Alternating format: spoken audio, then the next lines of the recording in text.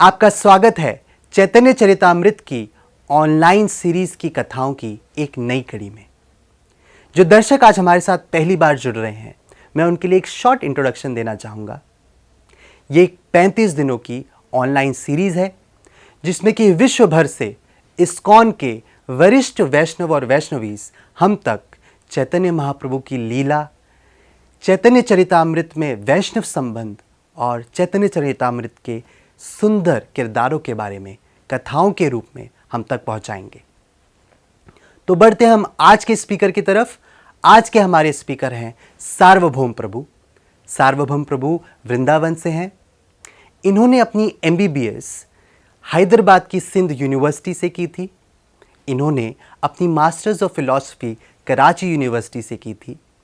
ये कृष्ण भावनामृत में 1971 में आए और 1981 से ये विश्व भर में पाकिस्तान, मिडिल ईस्ट, मॉरिशस और कई देशों में भक्ति का प्रचार कर रहे हैं।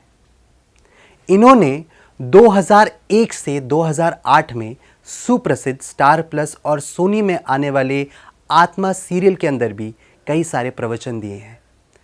आज ये वृंदावन में रहते हुए श्री श्री कृष्ण बलराम मंदिर में अपनी सेवा देते हैं और वहाँ पर भक्ति शास्त्री, भगवद गीता और कई ऐसे शास्त्रों के पर अध्ययन करते हुए भक्तों में ज्ञान बांटते हैं।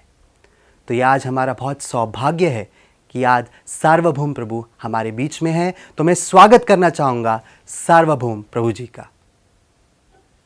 कृष्णाय कृष्ण भक्ताय तद्भक्ताय नमो नमः। ओम नमो भगवते वासुदेवाय। ओम नमो भगवते वासुदेवाय। ओम नमो भगवते वासुदेवाय। कृष्णाय वाय देवकी नंदनाय च नंदगोपकुमाराय गोविंदाय नमो नमः। नमो महावदनाय कृष्ण प्रेम प्रदायते कृष्णाय कृष्ण चैतन्य नामनि गौरात्वेषे नमः।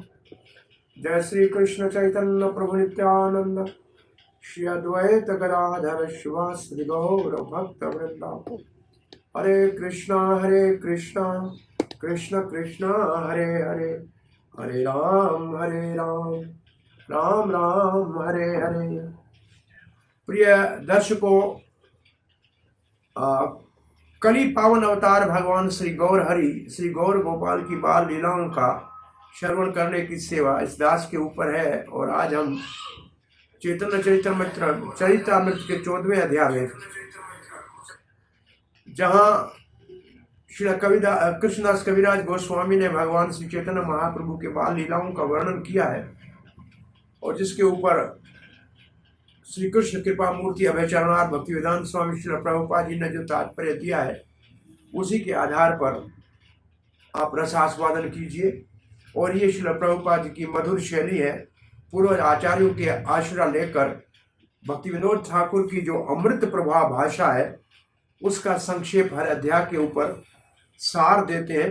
तो इस बाल लीलाओं के सार में भगवान श्री चैतन्य महाप्रभु का रेंगना और रोना, मृदु भक्षण करके माता को उपदेश देना और घर में आए हुए अतिथि ब्राह्मण के 3 बार भगवत अर्पण भोजन को पाकर और अंत में उसके ऊपर कृपा करके अपना दर्शन देना।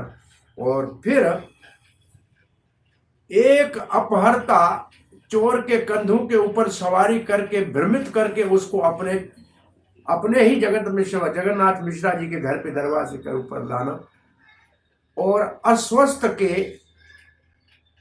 बीमारी के बहाने, अस्वस्थ के आधार पर हिरण्या और जगदीश ब्राह्मण के घर में भगवान श्री चैतन्य, वहां भगवान विष्णु के लिए बने हुए अन्न प्रसाद को खाने की इच्छा करना। और आगे लिखा है कि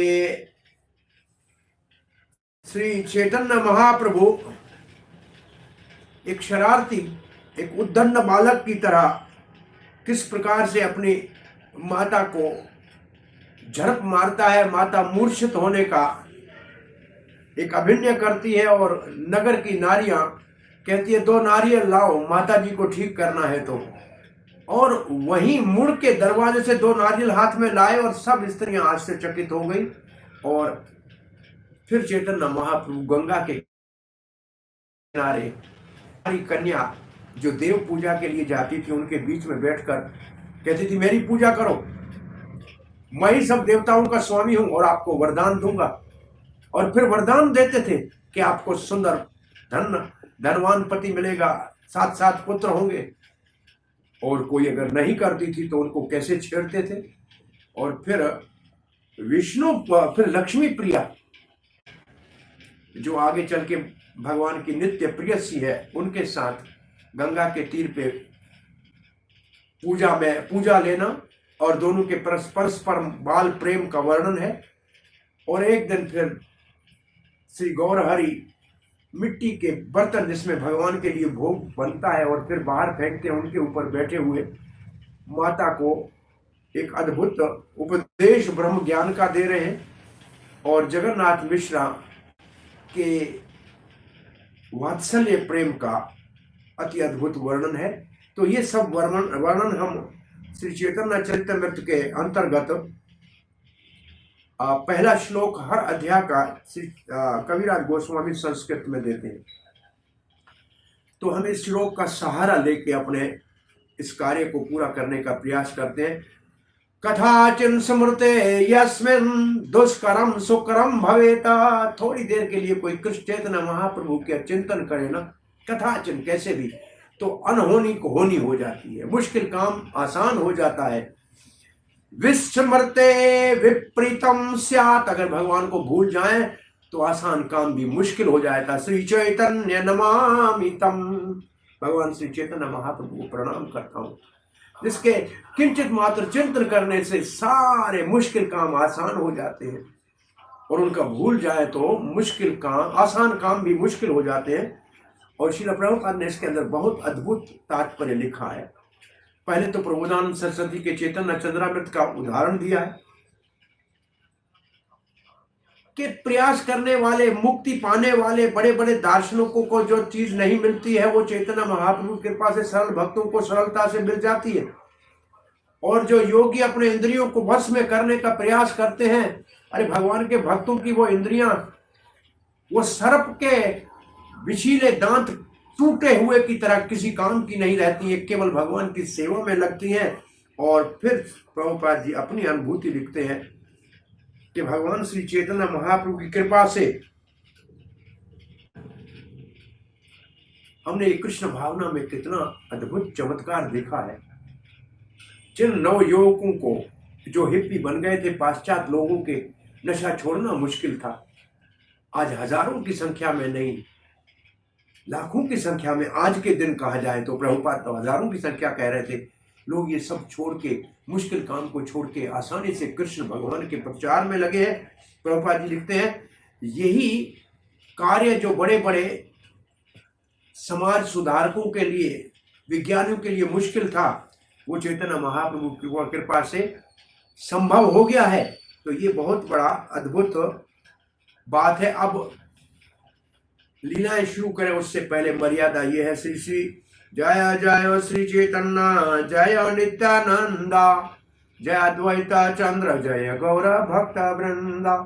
जय जय श्री चैतन्य जय नित्यानंदा, जय अद्वैत चंद्र जय गौर भक्त वृंदा। जय जय श्री चैतन्य जय नित्यानंदा, जय अद्वैत चंद्र जय गौर भक्त वृंदा। सो संक्षेप में बात करके कविराज गोस्वामी लिखते हैं, प्रभुर कहिलाए जना मिला सूत्र, यशोदा नंदन यही छे हैला सची पुत्र। मैं संक्षेप में श्री चैतन्य महाप्रभु के जन्म की लीला का वर्णन कर रहा हूं। वो यशोदा नंदन साक्षात श्री कृष्ण है जो आज सची पुत्र बने हैं।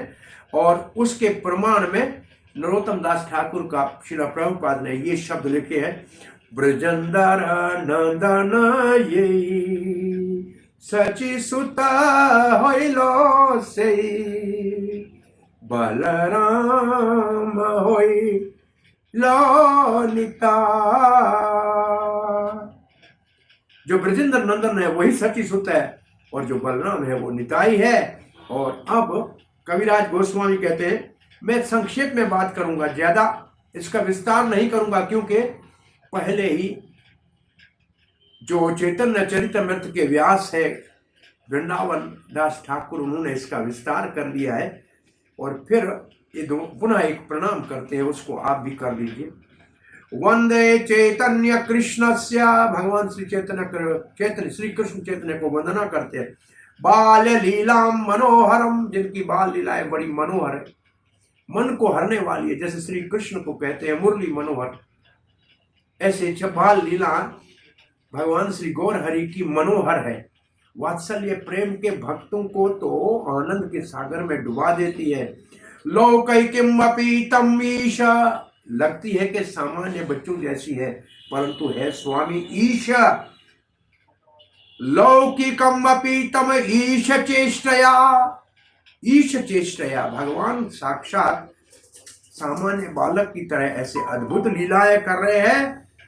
वली तंतराम, वली तंतराम का मतलब ऐसे नहीं समझना चाहिए कि ये सामान है, ये तो भगवान के स्वभाव और स्वरूप है। और यहाँ इसलिए प्रभुपाद जी लिखते हैं, शास्त्र में वैसे लिखा है कि जो भगवान में नहीं होगा वो सृष्टि में कहां से आएगा। जन्माद्यस्य यथा, जो भगवान में नहीं हुआ तो भगवान ये लीला नहीं करे तो हमारे बच्चे बालक कैसे करेंगे। इसलिए भगवान की बाल लीलाओं का हो या उनकी पौंगल अवस्था की लीला हो या किशोर लीला हो या युवक लीला हो, सभी दिव्य है, क्योंकि भगवान का शरीर दिव्य है। जो मूर्ख भगवान के शरीर को भौतिक मानता है उसका तो भगवत गीता में बहुत गंभीर निंदा की है। अवजानन्ति मां मूढ़ा मनुष्यम तन्माश्रितम परम भाव अजानन्तो मम भूत महेश्वरम, मम भूत महेश्वरम, मैं महेश्वर हूं, सब प्राणियों का स्वामी हूं, मेरा शरीर सच्चिदानंद है। मूर्ख ये नहीं जानते हैं। अब भगवान श्री गौर हरि की बाल लीलाओं का वर्णन शुरू हो रहा है। बाल लीलाए आगे प्रभु उत्थान शयन, तो आरंभ में बाल लीलाओं में चैतन्य महाप्रभु का करवट बदलना, सीधा सोना, उठ के बैठना, ऐसी भागवत में भगवान श्री कृष्ण ने जैसे करवट बदली 3 महीने में, तो माता जी यशोदा मैया ने बड़ा उत्सव किया था। तो ये बड़े उत्सव होते हैं, भगवत पूजन होता है। तो भगवान की उत्थान लीला, पितृ माताएं देखिला चिन्ह चरण, यहाँ एक अद्भुत ये बात है कि जैसे बालक ने करवट बदलना शुरू किया, माता पिता ने उनके चरणों के ऊपर, श्री चैतन्य महाप्रभु के चरण के ऊपर, जो चरण का तलवा है उसके ऊपर अद्भुत कुछ चिन्ह देखे। और ऐसे चिन्ह देखे, वो देख के, और एक इसका अर्थ ये है कि चिन्ह जब देखे,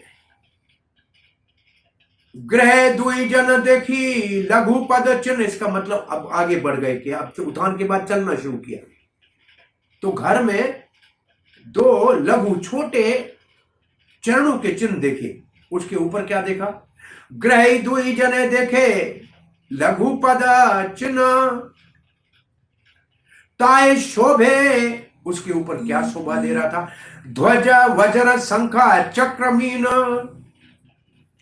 उन चरणों के ऊपर ध्वजा, शंख, चक्र, मीन, वज्र, ये चिन्ह देखे, बड़े आश्चर्यचकित हो गए।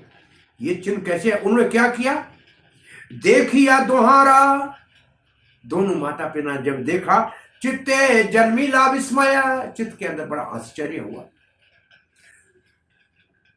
कार पद चिन्ह घरे ना पाए निश्चय, अरे हमारे घर में ऐसे चरणों के चिन्ह कहां से आए। निश्चय नहीं कर पा रहे थे कि हमारे घर में ये चरणों के चिन्ह कहां से आ गए। और तब मिश्रा जी कहने लगे, ये जो जगन्नाथ मिश्रा जी कहने लगे, बाल गोपालाचे शिला संगे, हमारे घर में जो सालंग्राम शिला पूजित होती है उसके साथ हमारे घर में बाल गोपाल है। तेहू मूर्ति, वही साक्षात हमारे घरे खेले जाने रंगे, हमारे घर में आनंद से खेल कर रहा है। श्रील प्रभुपाद जी लिखते हैं, जो ये ठाकुर जी घर में विराजमान होते हैं, ये विग्रह होते हैं, ये भौतिक नहीं होते हैं, इनके अंदर भगवान की आध्यात्मिक शक्ति है। वो अपने भक्तों के घर में लीला कर सकते हैं, परंतु यहां तो ये लीला साक्षात चैतन्य महाप्रभु के चरणों के चिन्ह थे। तब लिखा से ही क्षण, उसी समय से ही क्षण जागी निमाई करे करंदन। उस समय चैतन्य महाप्रभु जाग के क्रंदन करने लगा। क्रंदन करने लगा का मतलब रोने लगा। वो उस वक्त माता ने क्या किया, आंके लैया सची तहरा पायला स्तन। माता सची ने उसको गोद में लेके स्तन पान कराने लगी, और जैसे स्तन पान करा रही थी उसको आश्चर्य दिखा। क्या देखा, स्तन पाया पुत्र न चरण देखिला। अपने बेटे के चरण को देखा माँ ने गोद में, और से चिन्ह पाया देखी मिश्रा बुलाइला। वो ही चिन्ह जो धरती के ऊपर देखे थे, शंख चक्र और शंख का, गदा का, ध्वजा का, अपने पति को बुलाया। देखो ये आश्चर्य चिन्ह हमारे बालक के चरणों में है। और देखिया मिश्रे हैला आनंदित मति मति। जगन्नाथ मिश्रा का मति बुद्धि बड़ी आनंदित हो गई। गुप्ते बुलाइला नीलांबर चक्रवर्ती। गुप्ते बुलाइला, किसी को भेज के नीलांबर चक्रवर्ती जो सची माता के पिता और चैतन्य महाप्रभु के नाना और बहुत बड़े विशाल पंडित हैं, वो विशारद पंडित है, उनको घर में बुलाया। और उनको बुला के क्या बोला, चिन्ह देखी चक्रवर्ती भले न हासिया। नीलांबर चक्रवर्ती हंसने लगे चिन्हों को देखकर, और कहा लगन गणी पूर्वे आमी रखिया छे लिखिया। पहले ही मैंने ज्योतिष के समय लगन की गणना करके ये चिन्ह लिखा था, ये बालक सामान्य नहीं है। और फिर कहा 32 लक्षण, 32 लक्षण, 32 लक्षण महापुरुष भूषण। जो महापुरुष होता है उसके अंदर 32 लक्षण होते हैं जिनसे वो पहचाना जाता है। ये शिशु अंगे देखी से सब लक्षण। इस गौर हरि के अंदर वो सब लक्षण है। ये 32 लक्षण कौन से होते हैं महापुरुष में? तब लिखा है पंच दीर्घ पंच सूक्ष्म सप्त रक्त षट उन्मत त्रिहरस्व पृथु गंभीरा द्वात्रांसी लक्षण महान। 32 लक्षणों में क्या होता है, 5 अंग बड़े दीर्घ होते, बड़े होते हैं, और 5 जो है बहुत महीन नाजुक होते हैं, और 7 लाल होते हैं, और 6 उभरे हुए होते हैं, 3 छोटे होते हैं, 3 बहुत ही चौड़े होते हैं, और 3 बहुत गंभीर या गहरे होते हैं। तो ये कौन कौन से हैं? 5 अंग जो बड़े लंबे होते हैं वो है नासिका, हाथ घुटनों तक जाते हैं, आजान भुज लंबितो, और थोड़ी बड़ी होती है, आंखें बड़ी कमल की पतलियों की तरह लंबी बड़ी होती है, और घुटने बड़े होते हैं। 5 अंग कौन से बहुत महीन साक्षण नाजुक होते हैं? चमड़ी, जो त्वचा होती है, और उंगलियों के आगे के भाग, दंत पंक्ति, और शरीर के रोम, और सर के बाल, ये सब बहुत महीन होते हैं, बहुत नाजुक होते हैं। ये सब के 7 अंग लाल कौन से होते हैं महापुरुष के? आंखें लाल होती, पांव के तलवे लाल होते हैं, हाथ की हथेली लाल होती है, और तलवा, मुख में तलवा लाल होता है, दोनों होंठ लाल होते हैं, और नाखून बड़े लाल होते हैं। 6 अंग उभरे हुए होते हैं, वक्षस्थल उभरा हुआ होता है, कंधे बड़े उभरे हुए होते हैं, और नाखून उभरे होते हैं, नाक उभरा हुआ होता है, कमर उभरी हुई होती है, मुख बाहर निकला उभरा हुआ होता है, और 3 बहुत छोटे होते हैं, नस, ये जो ग्रीवा है छोटी होती है, और जांघें छोटी होती हैं, और उपस्थ इंद्री छोटी होती है पुरुष की, और 3 जो बहुत चौड़े होते हैं वो कमर चौड़ी होती है, और ये भाल बड़ा चौड़ा होता है, और कमर चौड़ी, भाल चौड़ा, और वक्षस्थल चौड़ा, और 3 बहुत गंभीर या गहरे होते हैं। वो एक तो नाभि बहुत गंभीर होती है, और उनका जो शब्द बड़ा गंभीर होता है, जो बोलते हैं वो बड़ा गंभीर होता है, और और उनका उनका अस्तित्व बहुत गंभीर होता है, उनका पूरा व्यक्तित्व बहुत गंभीर होता है। और ये सब मिलाकर 32 लक्षण महाप्रभु के गौर हरि के बाल शरीर में नीलांबर चक्रवर्ती ने निर्धारित किए। नारायण रे चिन्ह युक्त श्री हस्त चरण, नारायण के जो चिन्ह होते हैं वो इनके चरणों में और इनके हाथों में है। ये शिशु स्वर लोक करीबा तारण, सर्वलोक करीबा तारण, ये बाल सारे जगत का तारण करेगा, सारे जगत का उद्धार करेगा। और उस समय ये फैसला किया, ये निर्णय ले गया क्या, यही तक करीबा विश्व वैष्णवे धर्म प्रचार, ये वैष्णव धर्म का प्रचार करेगा। यह हईते हबे दुई कुलेर विस्तार, और इनके कारण इसके माता के कुल का, इनके पिता के कुल का, दोनों का बहुत बड़ा विस्तार होगा और उनका बहुत बड़ा नाम होगा। इसके बाद कहते हैं महोत्सव कर सब, महोत्सव कर सब बुलाहा ब्राह्मण, आजे दिन हाइला हरि नाम करना। उसी दिन निर्णय कर लिया कि आज मुहूर्त बहुत अच्छा है, आज गौर हरि का नामकरण संस्कार करें। और चक्रवर्ती तो पंडित जी घर में थे ही, तो नामकरण संस्कार की प्रभुपाद जी लिखते हैं जब घर में उत्सव होता है तो सबसे मुख्य बात है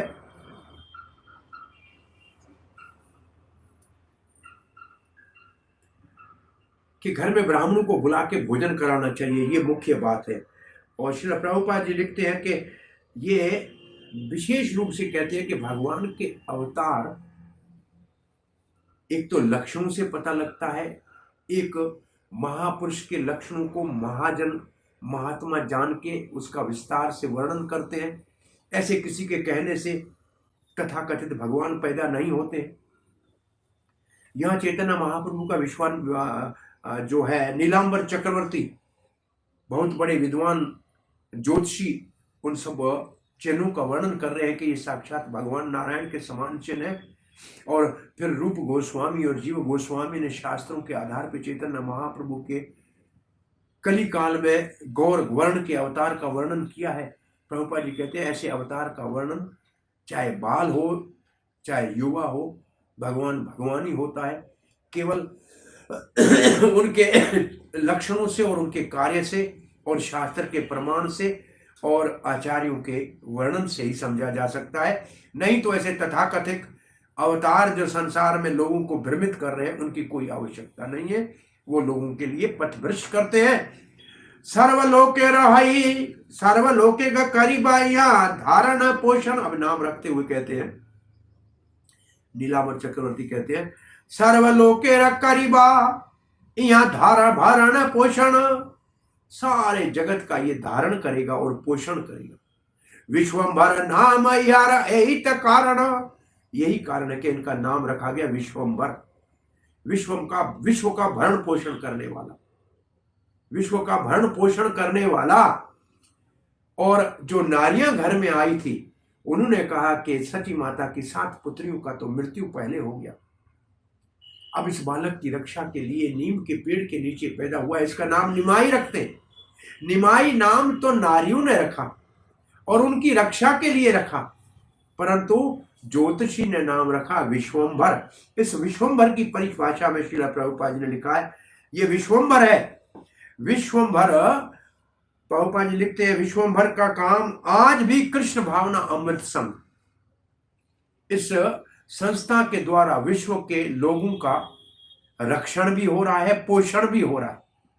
बहुत से नव युवक पाश्चात्य देशों के माया की गोद से बचाए गए और महाप्रभु की कृपा से वो सब हरिनाम का संकीर्तन करते हुए अपनी आत्मा का रक्षण कर रहे हैं। तो ये महाप्रभु का विश्वंभर का प्रभाव आज भी कृष्ण भावना अमृत संघ के माध्यम से विश्व कल्याण के लिए, विश्व के भरण पोषण के लिए देखा जा सकता है। और विश्वंभर नाम अथर्ववेद संहिता में भी आया है। विश्वंभर विश्वेन मां भरसा पाहि स्वाहा, हम सबकी रक्षा करे विश्वंभर भगवान, ऐसा यह वर्णन है। सुनी सची मिश्रेर नामे आनंद बाड़ीला, दोनों माता पिता ने जब नाम सुना तो बड़े आनंदित हो गए। ब्राह्मण ब्राह्मणियानी महोत्सव कैला, घर में ब्राह्मण और ब्राह्मणी को बुला के भोजन कराया और आनंद से ये उत्सव पूरा हुआ। भगवान श्री चैतन्य महाप्रभु का नामकरण संस्कार हो गया। अब लिखा है, तब कति दिन प्रभु जानो चंक्रमण, कुछ दिनों के बाद चैतन्य महाप्रभु घुटनों के बल रेंगना शुरू किया। नाना चमत्कार तहा करीला दर्शन, तब घर में अद्भुत चमत्कार, एक चमत्कार क्या हुआ, वृंदावन दास ठाकुर ने वर्णन किया है कि एक दिन घुटनों के बल रेंगते हुए श्री गौर हरि अपने आंगन में गए और मिट्टी में लौट रहे थे तो एक सांप आ गया और सांप आया, सांप ने उनको लपेट लिया और वो सांप के ऊपर सो गए और ये सारे घर वाले भयभीत होकर हाहाकार करने लगे, बालक सांप के ऊपर लेटा हुआ है, सांप ने इनको लपेट लिया है, जैसे कालिया ने कृष्ण को लपेट लिया था। और सारे ब्रजवासी हाहाकार कर रहे थे, आज गौर हरि को सांप ने लपेट लिया है और सब हाहाकार कर रहे हैं। और सौर गौर हरि तो सांप के ऊपर सोए होते हैं, वो तो वैसे ही अनंत शेष के ऊपर शयन करते हैं बड़े आनंद में, थोड़ी देर के बाद सांप चला जाता है। तो ये छोटी सी बाल लीलाएं, प्राय हमने देखा है सारी लीलाएं ऐसी हैं जैसे श्री कृष्ण की बाल लीलाओं के साथ मिलती जुलती हैं, तो क्योंकि कृष्ण और चैतन्य महाप्रभु में कोई अंतर नहीं है, तो ये बाल लीलाओं में जब घुटने रेंगते हैं तब ये लीला हुई है। अब आगे की लीला का वर्णन कर रहे हैं। क्रंदनेरा चले बलाइला हरि नाम, अब दूसरी लीला कर रहे हैं। क्रंदनेरा छले बलाइला हरि नाम, नारी सब हरि बले आसे गौर धाम।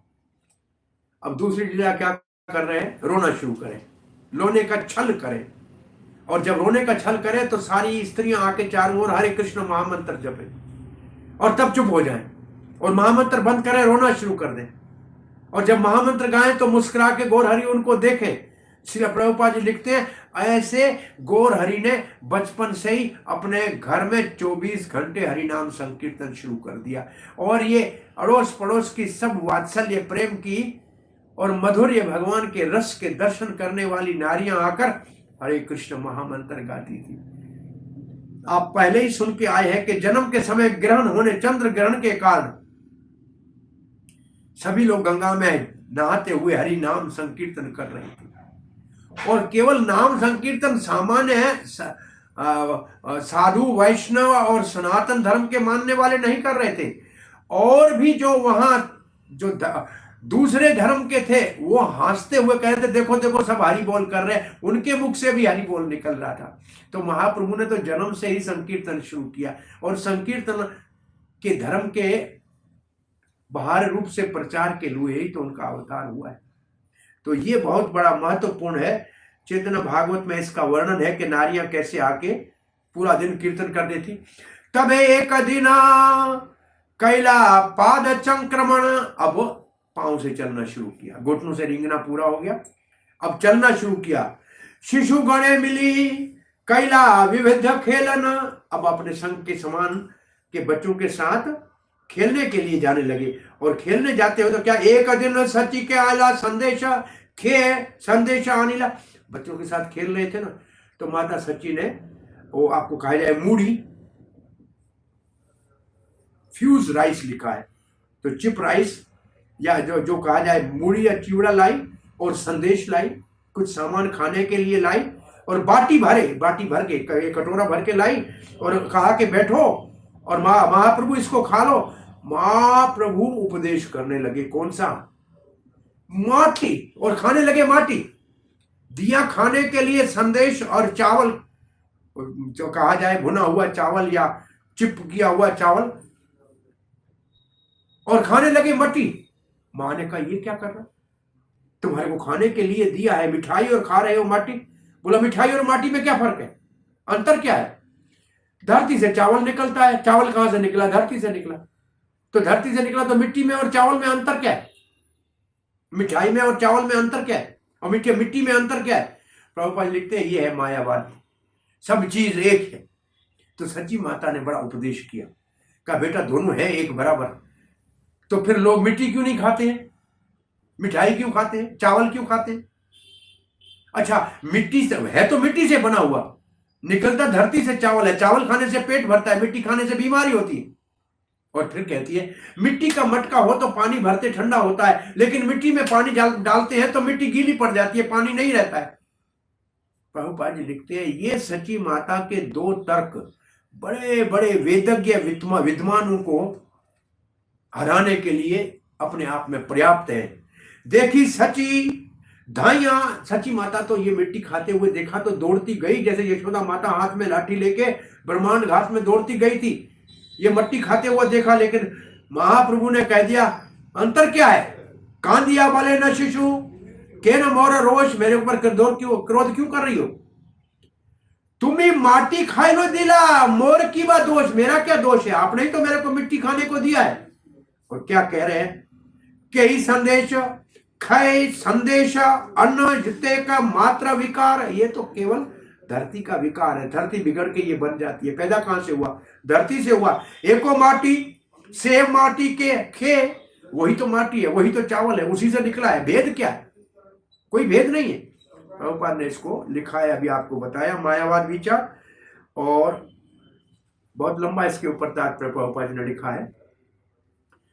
सची माता अंदर में बड़ी आश्चर्यचकित हुई, अंतरे विस्मिता सची बलीला था, बोलने लगी माटी खायो ज्ञान योग के सिखाए लो। तो ये आपको ज्ञान योग किसने सिखाया है?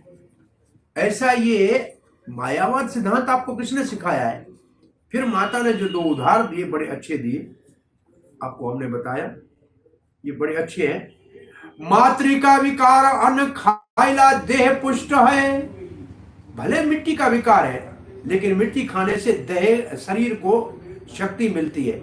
माटी खाए ले रोग है देह जाए क्षय, और मिट्टी खाओगे तो ये शरीर बीमार होगा और समाप्त हो जाएगा। अब दूसरा उदाहरण दे रही है सची माता। माटी रा विकार घटे पानी भरी लाए, माटी कैसे बना हुआ मटका है लेकिन उसमें पानी भर जाता है। माटी पिंड धरी जब सोची जाए पानी, और मिट्टी के अंदर पानी डालोगे तो सारी पानी चला जाएगा। प्रभुपाद ने लिखा है ये एक सादी नारी सची माता का मायावादियों के खंडन के लिए बहुत शक्तिशाली साधन। प्रभुपाद जी एक बार गए थे अपने भक्तों के संग अमृतसर में, मायावादी बहुत आए थे प्रचार करने के लिए। तो मायावादी कह रहे थे सर्दी की, बहुत सर्दी की, ठंडी के दिन थे, दिसंबर का महीना था, जनवरी दिसंबर का। तो कह रहे थे अंश में और पूर्ण में क्या अंतर है, दोनों एक है, जीव और भगवान ब्रह्म है। तो रात को जब सोने लगे तो एक प्रभुपाद जी का शिष्य एक बड़े सन्यासी के पास कंबल था, उस कंबल को उठाया और उसमें से एक धागा निकाला, बोला इसको ओढ़ के सो जाओ महाराज। बोला ये क्या कर रहे हैं? बोला इस धागे में और कंबल में कोई अंतर नहीं है, आप कहते हैं जीव में और ब्रह्म में कोई अंतर नहीं है, तो धागे में और कंबल में क्या अंतर है? कंबल और धागा ओढ़ के सो जाओ। बोला मैं धागा कैसे ओढ़ के सो जाऊंगा, रात को तो सर्दी में मर जाऊंगा। बोला नहीं महाराज, आपका अपना सिद्धांत है, धागा ही ओढ़ के सोना है, कंबल दिया नहीं। सुबह वो जाके प्रभुपाद को शिकायत किया और प्रभुपाद हंस रहे हैं कि ये छोटे से इस सिद्धांत से इस बड़े बड़े मायावादी का मेरा नया शिष्य भी खंडन कर सकता है, परंतु मर्यादा में कहा शिष्य को कहा कि ऐसे नहीं करना चाहिए, इनका कंबल दे दो। तो ऐसा बहुत सरल भाषा में इसका खंडन कर लिया। अब महाप्रभु कह रहे हैं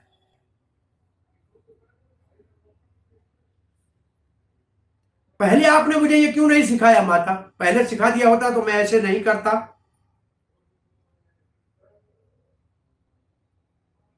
आपको ये सिद्धांत मुझे पहले प्रभुपाद जी तात्पर्य लिखते हैं कि बच्चों को बचपन से ही, जैसे प्रहलाद महाराज कहते हैं, वैष्णव सिद्धांत सिखाना चाहिए और अचिंत्य भेद अभेद तत्व का महाप्रभु का सबको शिक्षा देनी चाहिए। और अब एबे से जान लो आर माटी ना खाई, वो अब कहते अभी से माटी नहीं खाऊंगा, बस अब मैं जान गया, अब जब भूख लगेगी तो आपका स्तनपान करूंगा। और इतना कहा नहीं, और उसी समय माता की गोद में चढ़ गया और माता का लिखा है, ए भी जानी ए बलि जान नीरा, खोले चढ़िया, उनकी गोद में चढ़ गए और स्तनपान करी प्रभु इशित हैया, ये कह के महाप्रभु दूध पीने लगे। अब क्या कहते हैं,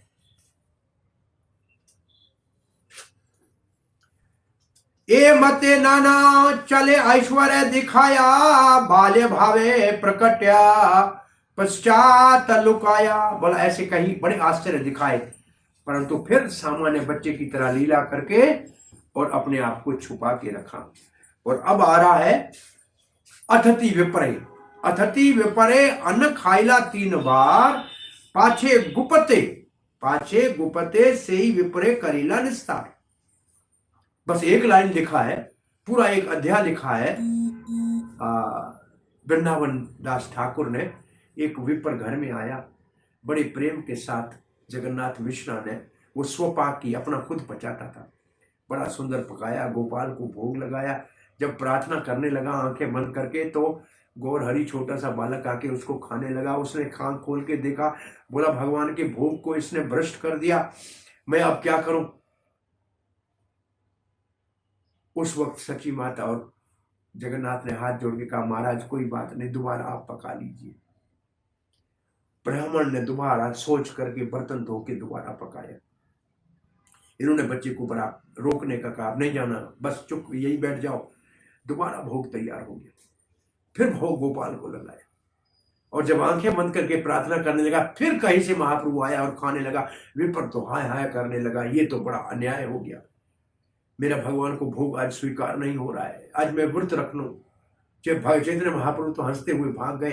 तब इनके बड़े भाई जो है चैतन्य महाप्रभु के, उन्होंने आके कहने लगे, वो छोटे बालक थे ना, वात्सल्य भाव के तो भक्त थे वो ब्राह्मण, का बस एक बार और ब्राह्मण आप पका लो, अब आप एक बार कृपा करके पका लो।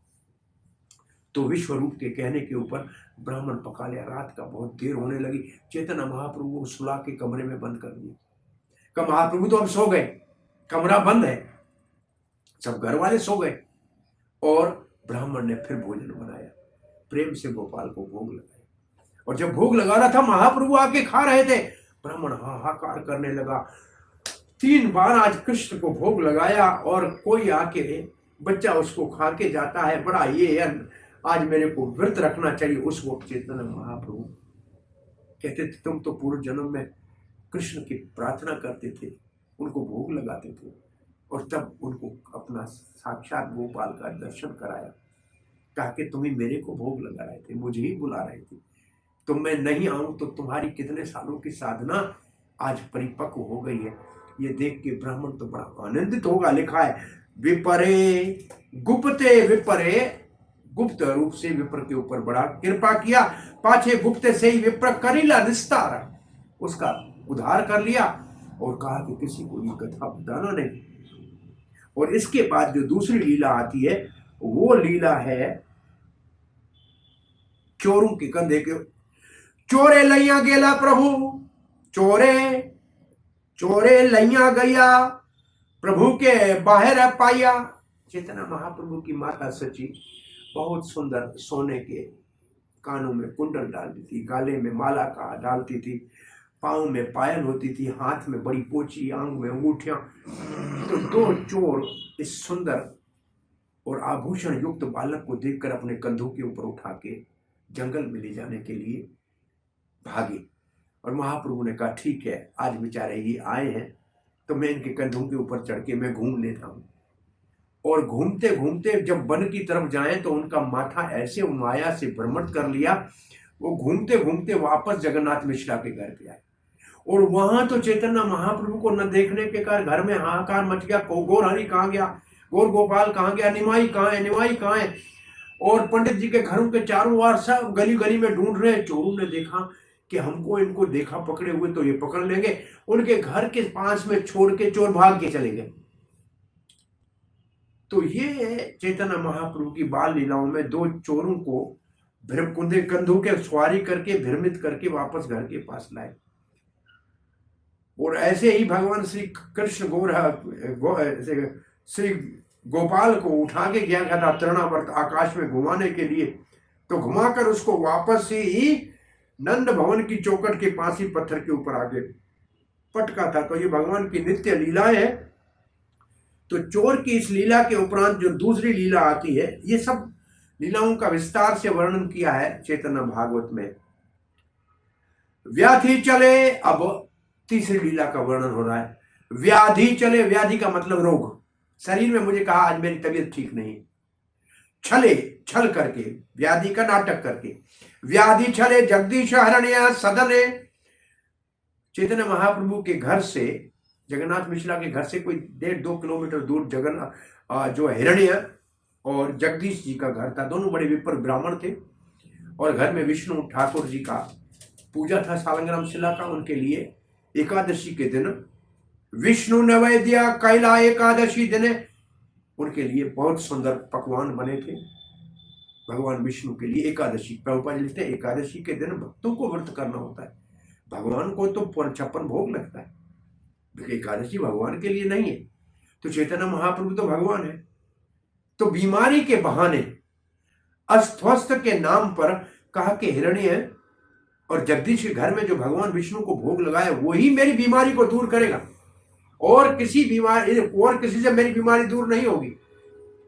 तो जगन्नाथ मिश्रा चले गए। जगन मिश्रा को आकर देखा तो दोनों ब्राह्मणों ने उनका आदर पूर्वक सम्मान किया। कहा कैसे पधारे विप्रवर, बोला निमाई का स्वस्थ ठीक नहीं है, आपके घर में जो विष्णु को भोग लगाए वो प्रसाद चाहिए। वो कहते इतने दूर उसको कैसे पता लगा, छोटा सा बच्चा है, उसको कैसे पता लगा कि हमारे पास विष्णु के लिए अन्न का भोग है। ये सामान्य बच्चा नहीं, ये तो साक्षात श्री हरि है। और उनके घर से अन्न का प्रसाद आया और महाप्रभु ने वो प्रसाद पाया। और आगे आप देखेंगे कि थोड़े से बड़े होके पौंगड़ अवस्था में चैतन्य महाप्रभु अपनी माँ सच्ची को कहते हैं, सब जगन्नाथ मिश्रा के भगवत धाम जाने के बाद, माँ एकादशी के दिन अन्न नहीं खाना है। माता को अन्न खाने से मना करते हैं परंतु स्वयं अन्न खाया। शिशु सबलिया, अब आगे की लीला आती है। शिशु सबलिया, सारे शिशु को अपने बराबर की उम्र को इकट्ठा करके, 5 साल के छोटे उम्र की कथा है ये। बाल लीला होती है 5 साल तक, और 5 साल तक लीला में कहते हैं पाड़ा पाड़ी शिर घरे, पड़ोसी जितने थे उन सबको साथ लिया। क्या करे, पड़ोसियों के घर में जाके चोरी करे, द्रव्य का खाए। जैसे श्री कृष्ण भगवान सबके घर में जाकर माखन चोरी करके खाते थे, दूध दही खाते थे, ऐसे गौर हरि अपने भक्तों को साथ लेके बच्चों को पड़ोसियों के घर में जाके, किसी घर में दूध पीते, किसी घर में मक्खन खाते, और किसी घर में कुछ नहीं होता तो भांडा फोड़ देते। आगे लिखा है वृंदावन दास ठाकुर ने कि पड़ोसी आके शिकायत करते कि आपका ये गौर हरि हमारे घर में आता है, बालकों के साथ कभी मटका फोड़ देता है, और कभी बच्चे सोए होते हैं उनको चूंटी मार देता है, कान में पानी डाल देता है, कुछ खाने को नहीं मिलता है। ठीक ऐसी लीलाएं भगवान श्री कृष्ण की अद्भुत है। वो गोपियों के घर में जाता है, गोपी कहती है तुम थोड़ा इस बच्चे को सुला दो। बोला सुला दूंगा। मक्खन खिलाओगी? बोला हाँ खिलाऊंगी। जब बच्चा सो गया बोला माखन खिलाओ। बोला माखन है नहीं। गोपी कहती है, बोला आज माखन नहीं है। अरे आज माखन नहीं है तो चलो छाछ पिला दो, दूध दे दो। नहीं है, नहीं है तो मैं क्यों तुम्हारे बच्चे को सुनाऊं? चूंटी मार के बच्चे को भाग जाते थे।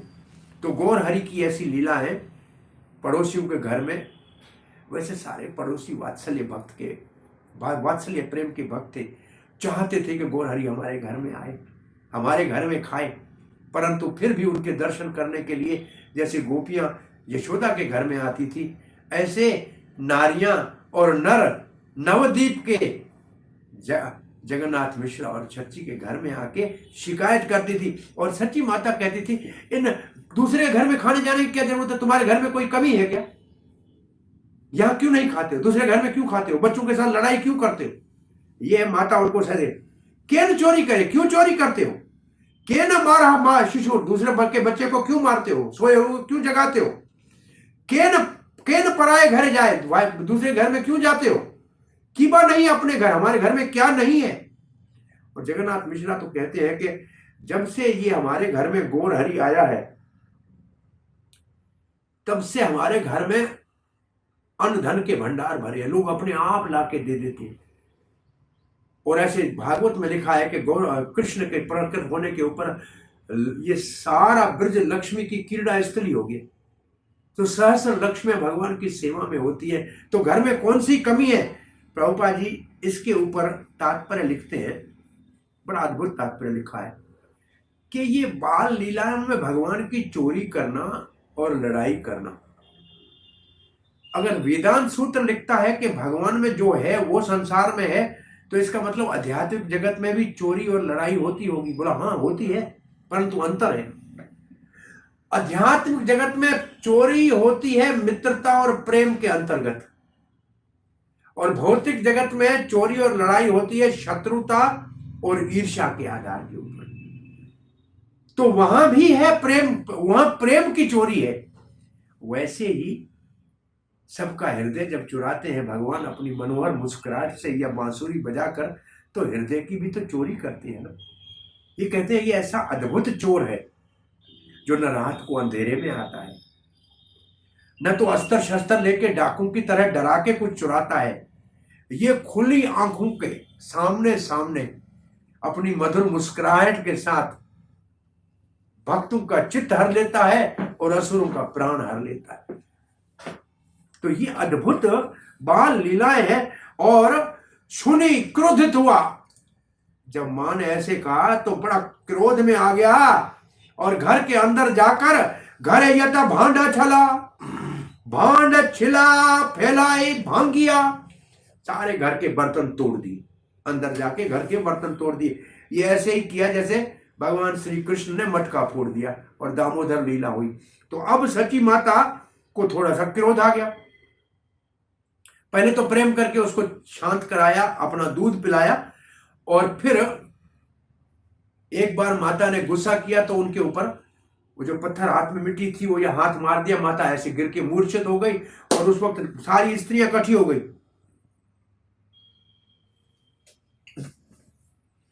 और इसने कहा आपकी माता को अगर जीवित करना चाहते हो,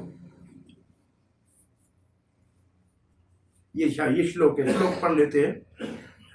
कभू मृदु हस्ते कैला, माता का ताड़न, हाथ में मिट्टी को देखकर, मिट्टी खाते को देखकर माता ने उसको ताड़ना की, तो माती का मूर्छिता देखी कराए करदन, ऐसे हाथ मारा, माता मूर्छित हो गई। तो गौरंग महाप्रभु रोने लगे।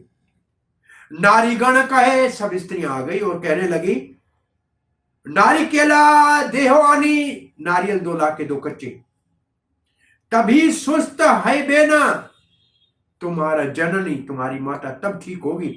और महाप्रभु मुड़ के 2 नारियल लेके आए और देख के ये नारियल सब कहा, विस्मित सकल, सब आश्चर्यचकित हो गई कि नारियल छोटे बच्चे के हाथ में 2, और इस समय अचानक 1 सेकंड के अंदर कहां से लाया, ये कोई सामान्य बालक नहीं है।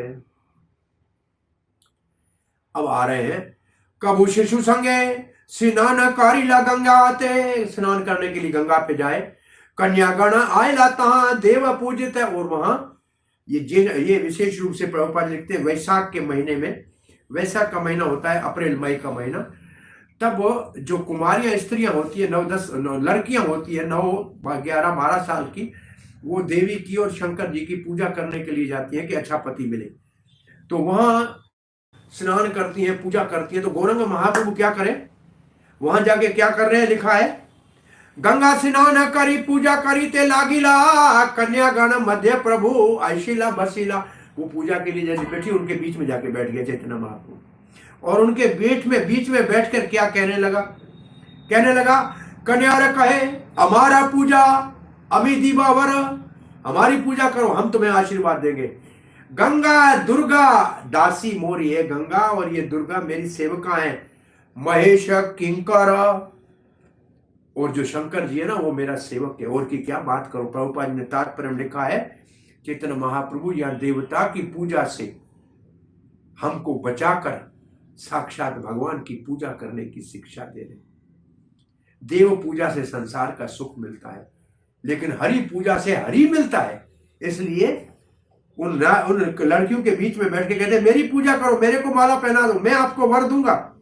और फिर आपने चंदन पारी, मुझे चंदन लगाओ, परे न फूल माला, मेरे को फूल माला पहनाओ, नैवेद्य खाएला खान, और जो वो लाए थे भगवान के लिए अर्पण कर, अपने देवताओं को अर्पण करने के लिए, केला, नारियल, चावल जो पका हुआ नहीं कच्चा, वो संदेश चाला काला, जो केला था, चावल था, वो सब खाने लगे थे महाप्रभु। अब तो बेचारी लड़कियां तो उम्र की भी छोटी है, वो बड़ी दुखी हो गई।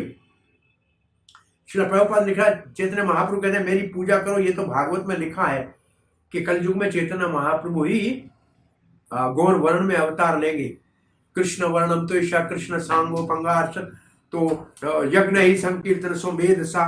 तो यहाँ अब क्रोध कन्या गणे कहे, क्रोध उनको हो गया कि हमारी पूजा लाई थी देवता की, खा गया ये। सुनो ये निमाई, सुनो निमाई, ग्राम में संबंध हो तुम्हें हमारा सभारा भाई।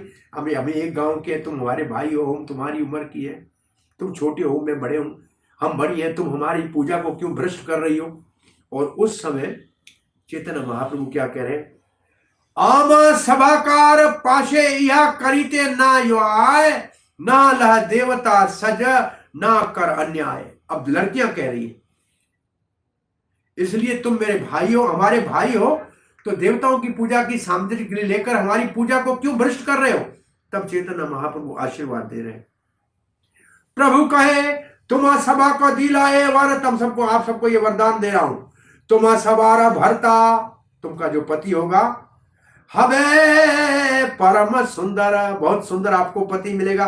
केवल इतना भी नहीं, तुम्हारे को सुंदर पत्नी नहीं मिलेगा, तुम्हारा पति जो होगा पंडित विगध, प्रेम करने वाला होगा, बड़ा पंडित होगा, युवा नौजवान होगा, धन धान्यवान, बहुत उसके पास गौ धन होगा और अन्न धन होगा, शत शत पुत्र होवे, तुम्हारे घर में 10-10 पुत्र होंगे, चिर आयु, और आपकी और आपके पुत्रों की आयु बड़ी होगी, मतिमान, और पुत्र आपके बड़े विद्वान होंगे, बुद्धिमान होंगे। श्री प्रभुपाद ने तात्पर्य बहुत अच्छी बातें लिखी है कि ये धन जो होता है, गोधन हो, धन धान्य, पशुधन, गोधन, गोधन ये सबसे बड़ा धन है। और फिर लिखा है कि कम से कम 6 पुत्र नहीं हो तो घर बेकार होता है। आजकल पता नहीं 1-2 पुत्रों की याचना करने वाले काहे के लिए कृपण बने हैं। यह प्रभुपाद जी का तात्पर्य, कम से कम आधा डजन लिखा है, हर एक के कम से कम हाफ डजन लिखा है, हाफ डजन, 6 तो पुत्र होना चाहिए संतान। अब वर सुनी कन्या गणेरा अंतर संतोष, ये वर सुना तो लड़कियां बड़ी अंदर में संतुष्ट होगी, परंतु बाहर भर्षण करे करी मिथ्यारोष, बाहर से दिखावे का क्रोध करने लगी। प्रभुपाद लिखते हैं कि ये नव युवतियों का 2 प्रकार का, अंदर से खुश, बाहर से जो क्रोध है ना, ये बहुत अच्छा लगता है नव युवकों को जो उनसे प्रेम करते हैं। तो महाप्रभु ने इनको आशीर्वाद दिया। बोला एक आधी लड़की वहां से अपना सामान लेके भाग गई, चैतन्य महाप्रभु को न माला अर्पण की, न चंदन लगाया, न निवेदन दिया। तो महाप्रभु ने दूर से उसको कहा, और कहा क्या महाप्रभु ने, यदि निवेदन ना दे, अगर मेरे को नहीं खिलाओगी, हाँ या कृपण, और तुम बहुत कंजूस हो जाओगी, बूढ़ा भ्राता, तेरे को बूढ़ा पति मिलेगा। और कितना, केवल बूढ़ा पति नहीं, तेरे पति की 4-4 स्त्रियां और होंगी तेरी सोतन। और प्रभुपाद ने लिखा, ये बहुत विवाह का भारत में प्रचलन था, क्षत्रियों में विशेष रूप से, क्योंकि भरण पोषण करने के लिए कन्याएं ज्यादा होती थी तो कौन संभाले। परंतु ये सुन के वो लड़की डर के वापस लड़कियां आ गई और महाप्रभु को निवेदन कराया, कहा कि कहीं इसकी जवान के ऊपर देवता बैठे और हमारा बूढ़ा पति मिले और घर में सोतन आ जाए। तो इसके बाद चैतन्य महाप्रभु का उन्होंने निवेदन करा लिया, ए मत चापल्या सब लोके रह दिखाए, दुख कारो मने नाही सब सुख पाए। बाहर से देखता है कि सबको दुख दे रहा है, लेकिन अंदर में सब सुख पा रहे हैं, क्योंकि महाप्रभु सबको सुखी करने के लिए आए। अब एक दिन की बात है, एक दिन वल्लभाचार्य कन्या लक्ष्मी नाम, वल्लभाचार्य की पुत्री लक्ष्मी, जो ही लक्ष्मी प्रिया है, जो सीता थी रामचंद्र के संग में और रुक्मणी थी श्री कृष्ण के संग में, जो भगवान चैतन्य महाप्रभु की नित्य प्रियसी है, वो गंगा के ऊपर पूजा करने के लिए आई। और उसको देखा तो चैतन्य महाप्रभु तारे देखी प्रभु हैला सभिलाषा साभिलाषा मन में अभिलाषा आ गई, क्योंकि नित्य प्रिय प्रियसी है। लक्ष्मी चिते प्रीत पायला प्रभु दर्शन, और इनके मन में और लक्ष्मी के मन में भी, जो लक्ष्मी प्रिय आई उनके मन में भी प्रभु से मिलने की इच्छा हो गई। तो उस समय प्रभु ने क्या किया? वही किया जो सबसे के साथ किया था। सहाजी के प्रीति, सहाजी का प्रीति, ये उनकी प्रीति सहज थी। उनने तो कहा हमारे ग्राम में भाई है, ये नहीं, ये ऐसे नहीं कहेगी। सहजी का प्रीति दोहारा करीला उदय, दोनों के हृदय में जो उनकी सहज प्रीति थी उनका उदय हो गया। बाल्य भावाच्छन, बाल भावाच्छन, तब वो हैला निश्चय। बाहर से तो बच्चे थे दिखावे के, लेकिन अंदर में उनकी प्रीति थी, उसका उत्थान हो गया। दोनों देखी दोहा चिते हैला उल्लास, एक दूसरे को देखे दोनों आनंदित हो गए।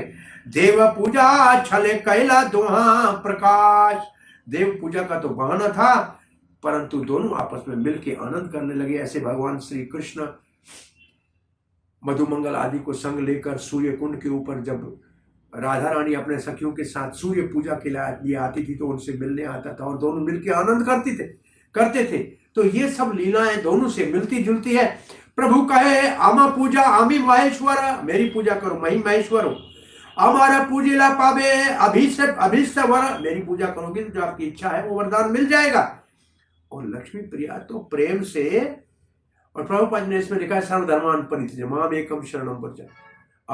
तो भगवान का भगवत गीता में संदेश है, सबको मेरी पूजा करके मेरा शरण लेना चाहिए। लक्ष्मी तहारा अंगे दिला पुष्प चंदन, तब लक्ष्मी प्रिया ने उनके अंगों के ऊपर चंदन लगाया, माला पहनाई। मलिक कौन से मलिका पुरुष मलिका माला दिया, करीला वंदन, और हाथ जोड़ के प्रार्थना करने लगी। प्रभु तारा पूजा पाया हासी ते लागिला, प्रभु वो पूजा लेके हंसने लगे। श्लोक पढ़ी तहार भाव अंगीकार कीला, उस समय चैतन्य महाप्रभु ने भागवत का वो श्लोक पढ़ा जो श्लोक वस्त्र हरण करने के समय कृष्ण ने पढ़ के जो गोपियों ने कात्यायनी की पूजा की थी उनको वरदान दिया था। वो तात्पर्य प्रभुपाद जी ने लिखा है। संकल्पो वदित साधवो, आपने जो संकल्प किया था वो सत्य हो गया। भवती नाम मद अर्चनम, आपने जो मेरी पूजा की मैंने स्वीकार किया। मैं अनुमोदित सौ, आज से मैं प्रसन्न हो गया, आपको वरदान दे दिया। सत्यो भवितम अहरसी, बस ये सत्य होगा, मैं आपको स्वीकार करता हूं। तो ऐसे महाप्रभु ने कह दिया भागवत का ये श्लोक। यही मैं तो लीला करी, भगवान अपने घर चले गए लीला करके, और गंभीर चेतन लीला के बुझी में पारे, कौन इस गंभीर चेतना की लीला को समझ सकता है। और इसके बाद भगवान श्री चैतन्य महाप्रभु के लीला में आता है। चपल देखी प्रेम सर्वजन सची जगन, वो आपके घर में शिकायत करते थे, चपलता देखकर सची माता उनको ताड़ना करती थी, जगन्नाथ मिश्रा समझाने का प्रयास करते थे। अब एक दिन की बात है, चैतन्य महाप्रभु माता से नाराज होके और बर्तनों के ऊपर जाके बैठा, जो बर्तन मिट्टी के होते हैं। तो माता जी ने कहा यहाँ ये मिट्टी के बर्तनों में क्यों बैठे हो, ये झूठे बर्तन है, गंदी जगह पे बैठे हो, चलो तुम्हें गंगा में स्नान कराऊं। प्रभुपाद जी लिखते हैं ब्राह्मणों के घर में भगवान के भोग के लिए रोज नए मिट्टी के बर्तन भोग लगता था और फिर उसको फेंक दिया जाता था। चैतन्य महाप्रभु उन बर्तनों के बैठे हुए माता को कहते हैं देखो विष्णु का प्रसाद बना, गोविंद को भोग लगा, तो ये बर्तन कैसे अपवित्र हो गए। और श्री प्रभुपाद ने लिखा है, भक्ति विनोद ठाकुर लिखते हैं कि चैतन्य महाप्रभु कहते हैं पवित्र और पवित्र भौतिक जगत में होता है, भगवान की सेवा में लगी हुई सब चीजें दिव्य होती हैं, चिन्मय होती हैं। तो यहाँ माता को ऐसा अद्भुत उपदेश दिया कि माता आश्चर्यचकित हो गई कि ये बच्चा मिट्टी के ऊपर बैठा हुआ, मिट्टी के बर्तन के ऊपर अपवित्र हम मानते हैं, लेकिन ये कहता है भगवान की सेवा में लगी हुई सब चीजें पवित्र होती हैं। और फिर भी माता उसको पकड़ के ले गई और जाके गंगा में स्नान कराया और खड़िया हाथ में, अब उनकी पढ़ाई का समय आया, हाथ में खड़िया दी, पढ़ने के लिए तैयारी करने लगे। तो जगन्नाथ मिश्रा के को शिकायत करने लगे, तो जगन्नाथ ढांटने लगे। रात को एक ब्राह्मण जगन्नाथ मिश्रा के सोपन में आया कि तुम्हारे बेटे को तुम जानते नहीं हो, ये तो सिद्ध पुरुष है, ये अपने आप स्वयं प्रकाश है, ये तो भगवान है, तुम्हें डांटना नहीं चाहिए। जगन्नाथ मिश्रा कहता है कोई देव हो या भगवान हो या साक्षात नारायण हो, परंतु मैं पिता हूं, मेरा धर्म है, मेरे बालक को मैं शिक्षा नहीं दूंगा तो कौन शिक्षा देगा? मैं अपने साक्षात नारायण भी अगर भगवान है तो मैं इसको शिक्षा दूंगा। और सुबह उठ के उसने सब अपने रिश्तेदारों को कहा, ऐसे मेरे को ब्राह्मण ने स्वप्न में बताया कि तुम्हारे घर में जो बालक है ये दिव्य पुरुष है। परंतु कविराज गोस्वामी लिखते हैं चैतन्य महाप्रभु के वात्सल्य के प्रेम में कोई कमी नहीं आई ये सुनकर। जैसे भगवान श्री कृष्ण दिव्य लीलाएं दिखा के माता को मुख में ब्रह्मांड दिखाया यशोदा को, फिर भी वात्सल्य प्रेम घनीभूत रहा। तो जगन्नाथ मिश्रा का वात्सल्य प्रेम, सची माता का वात्सल्य प्रेम, और जो बड़े बड़े भगवान श्री चैतन्य महाप्रभु ने अपने अवतार से पहले सबको भेजा था, उनके वात्सल्य प्रेम का पोषण करने के लिए महाप्रभु ने ये अद्भुत लीलाएं की। और तब कविराज गोस्वामी कहते रूप रघुनाथ पदे यही अभिलाष, चेतन चरितमृत कहे कविराज। ये आशा है कि ये चैतन्य महाप्रभु की बाल लीलाएं संक्षेप में आपके हृदय में भगवान श्री चैतन्य महाप्रभु की कृपा को प्राप्त करने की इच्छा पैदा करें, उत्पन्न करें। इन शब्दों के साथ हरे कृष्णा गौर हरि की जय, गौर प्रेमानंदे। तो आज हमने सार्वभौम प्रभु जी से चैतन्य महाप्रभु की इतनी सारी लीलाओं का आस्वादन किया। मुझे पूरा विश्वास है कि जो भक्त इस सीरीज को सुन रहे हैं उनको पूर्णतः से आनंद आया होगा। तो आज हम इस कथा को विराम देंगे, पर जाने से पहले मैं आपसे एक विनंती करना चाहूँगा कि जीबीसी एसपीटी के फेसबुक पेज का लिंक हमने डिस्क्रिप्शन में डाला हुआ है। आप उस पेज को जाके ज़रूर लाइक कीजिए और जीबीसी एसपीटी की वेबसाइट पे आप मेलिंग लिस्ट को सब्सक्राइब कीजिए, जिससे कि ऐसी कथाओं और इवेंट्स के बारे में आपको हर वक्त जानकारी मिल सके। तो आज के लिए हमें आज्ञा दीजिए। हरे कृष्णा।